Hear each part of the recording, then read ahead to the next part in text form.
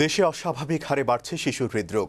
২ বছর আগে জাতীয় হৃদরোগ ইনস্টিটিউট হাসপাতালে দিনে ২০ জন রোগী এলেও এখন এই সংখ্যা গড়ে ৫০ জন।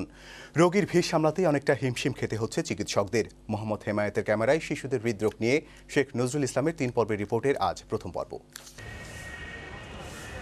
পটুয়াখালীর দুমকির ১.৫ বছরের শিশু তন্ময় প্রায়ই অসুস্থ থাকে। অল্প ঠান্ডাতে জ্বরে ভোগার কারণে প্রায়ই তাকে নিয়ে চিকিৎসকের কাছে আসা যাওয়া করতে হয় তন্ময়ের বাবা মাকে। বেশ কিছুদিন ধরে ধরা পড়ে তার অসুস্থতার মূল কারণ হৃদরোগ। বিক্রমপুরের ২ বছরের বয়সী মেরাজ, মাইজদির সুমাইয়া একই কারণে চিকিৎসা নিতে এই হাসপাতালের শিশু হৃদরোগ বিভাগে। আমাদের দেশে প্রায় এক্সিস্টিং 10 লাখ পিপল আছে, যারা কনজেনিটাল হার্ট ডিজিজে ভুগতেছে এবং প্রতি বছরে আপনার ৩০,০০০ করে যোগ হচ্ছে এই পুলের সাথে। এভারেজ প্রতিদিন প্রায় ৫০টা করে রোগী পাই। সমস্যাগুলো মূলত বাচ্চাদের জন্মগত ত্রুটি। মা যখন প্রেগনেন্ট হয় তাকে প্রথম থেকেই সঠিকভাবে পরিচর্যা দিতে হবে, তাকে মেডিকেল কেয়ার নিতে হবে। তাহলে অনেকাংশে আমাদের কিছু অসুখ আছে, অনেকাংশে প্রিভেন্ট করা সম্ভব হবে।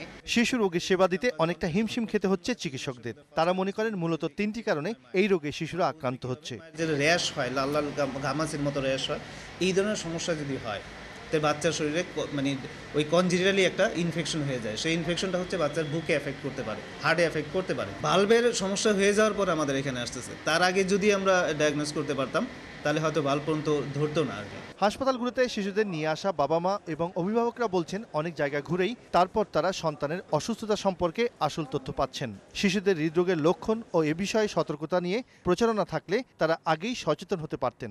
ডাক্তারের কাছে তারা নিয়ে গেছি, প্রথম ধরা পড়ছে আমার কিডনির শরীরটা ফুলে গেছিল, পরে কিডনি থেকে পরে একটার পর একটা পরীক্ষা পরে বলছে হৃদরোগ থেকে একটা ইকো করায় নিয়ে আসেন। মেজদি সদরে নিছি, সেখানে 1 সপ্তাহ ছিলাম। পরে ডাক্তাররা পরীক্ষা নিরীক্ষার পরে কইছে যে হাড়ের সমস্যা। টেস্ট করে বলে যে হাড়ের সমস্যা আছে, আপনি হৃদরোগে নিয়ে যান। তবে চিকিৎসকরা বলছেন এই রোগে আক্রান্ত শিশুর সংখ্যা বাড়ার পাশাপাশি মানুষের মধ্যে এ বিষয়ে সচেতনতাও আগের চেয়ে অনেক বেড়েছে। আর এই জন্য দ্রুত স্বাস্থ্যসেবা পাওয়ার বিষয়টিও আগের চেয়ে অনেক বেশি নিশ্চিত হচ্ছে। শেখ নজরুল ইসলাম, বৈশাখী নিউজ, ঢাকা।